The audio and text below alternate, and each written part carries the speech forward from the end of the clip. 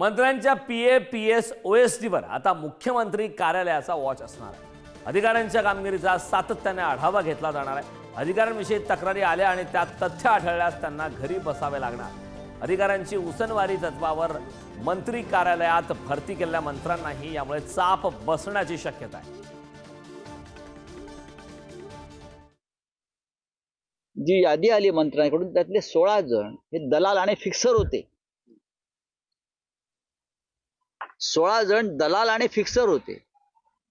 माझं मुख्यमंत्र्यांना किंवा राज्याच्या मुख्य सचिवांना आव्हान आहे, कोणत्या मंत्र्याने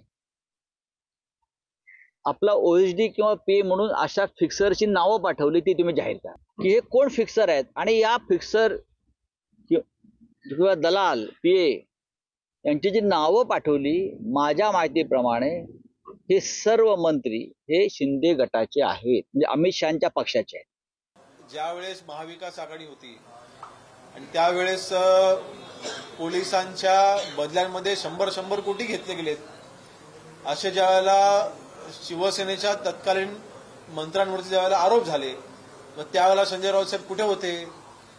त्यावेळेला त्यांच्या मंत्रिमंडळामध्ये जे काही त्यांचे ओएसडी होते, त्यांचे पीओ होते, व त्यांची स्क्रुटिनी त्यावेळेला त्यांनी केली होती का? मला वाटतं हे आमच्याकडे एक बोट दाखवताना 3 बोट हे स्वतःकडे आहे, ह्याचं त्यांनी भान ठेवलं पाहिजे। त्याचं राजकारण नाहीये। मी सुद्धा मंत्री आहे, माझे पीए ओएसडी पीएस सगळ्या नेमणूक झालेली आहे। काही जर मुख्यमंत्र्यांनी स्पष्ट भूमिका घेतलेली आहे की काही जे पीएचडी किंवा पीए किंवा पीएस यांच्याबाबत मंत्रालयामध्ये काही नाराजी असेल आणि ते वेगळ्या प्रकारचं काम करत असेल, जेणेकरून